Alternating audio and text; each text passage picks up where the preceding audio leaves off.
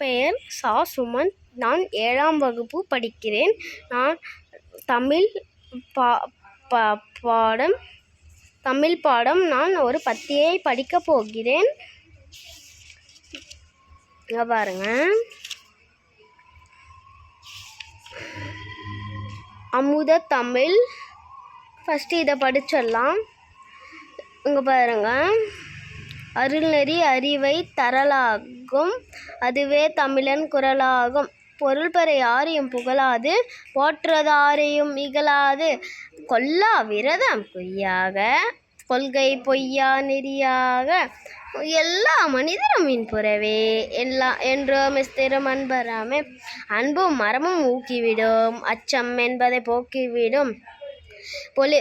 இன்பம் பொழிகிற வானொலியாம் எங்கள் தமிழ் எனும் தேன்மொழியாம். நாமக்கல் கவிஞர் வே. ராமலிங்கனார் எழுதியிருக்காருங்க.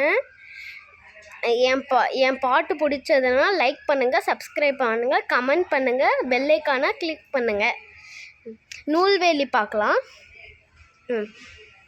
இப்பாடலின் ஆசிரியை நாமக்கல் கவிஞர் என்றும் அழைப்பார். இவர் தமிழறிஞர், கவிஞர், ஓவியர், விடுதலை போராட்ட வீரர் என பண்பாக ஆழமைத்து கொண்டவர். காந்தியடிகளின் கொள்கைகளால் ஈர்க்கப்பட்ட காந்தியத்தை பின்பற்றியதால் இவர் காந்திய கவிஞர் என்றும் அழைக்கப்படுகிறார். தமிழ்நாட்டு அரசின் முதல் அரசவை கவிஞராக விளங்கியவர்.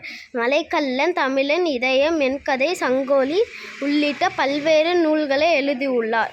இப்பாடல் நாமக்கல் கவிஞர் பாடல்கள் என்னும் நூலிலிருந்து எடுத்து தரப்பட்டுள்ளது. இது பிடிச்சதுன்னா இதுவும் லைக் பண்ணுங்க, சப்ஸ்கிரைப் பண்ணுங்க, எல்லாம் பண்ணுங்க. இது 1 அல்ல 2 அல்ல, என்ன 1 அல்ல 2 அல்ல. இந்த பாடம் நம்ம வேண்டாம். இது பார்க்கலாமா? பார்க்கலான்னா சப்ஸ்கிரைப் பண்ணுங்கள். பார்க்கலாங்கன்னா ரொம்ப எனக்கு சப்ஸ்கிரைப் பண்ணுங்க. ஓகேங்களா? சொல்லும் பொருளும் பார்த்தலாங்களா? பார்த்தலாம் வாங்க. சொல்லும் பொருளும் ஒப்புமை, இணை, அற்புதம், வியப்பு, முகில், மேகம், உபகாரி, வள்ளல். வாங்க இதில்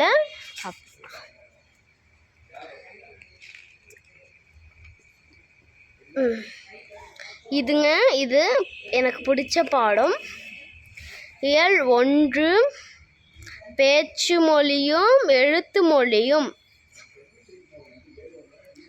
தனது எண்ணங்களையும் உணர்ச்சிகளையும் பிறருக்கு வெளிப்படுத்துவதற்காக மனிதனால் உருவாக்கப்படுவதே மொழியாகும்.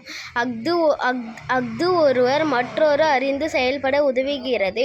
மொழியின் மூலமாகவே மனிதர்களின் சிந்தனை தலைமுறையிலிருந்து அடுத்த தலைமுறைக்கு கொண்டு செல்லப்படுகிறது. மொழி இல்லையேல் மனித சமுதாயம் இன்று அடைந்திருக்கும் முன்னேற்றத்தை எடுத்து முடியாது. பழங்காலத்தில் மனிதர்கள் தனித்தனி குழுக்களாக வாழ்ந்து வந்தனர். அவர்கள் தங்களுக்குள் தனித்தனியான ஒலி குறியீடுகள் உருவாக்கி கொண்டனர். இது காரணமாகவே மொழியின் பல தோன்றின. வாயினால் பேசப்பட்டு பிறருக்கு கேட்டு உணர்வுபடு பேச்சு மொழியாகும். இவற்றை கேட்பதும் பேசுவதும் மொழியின் முதல் நிலை. கண்ணால் கண்டு உணருமாறு வரி வடிவமாக எழுதப்பட்டு பாடுபடுகிறது. இது எழுத்து மொழியாகும்.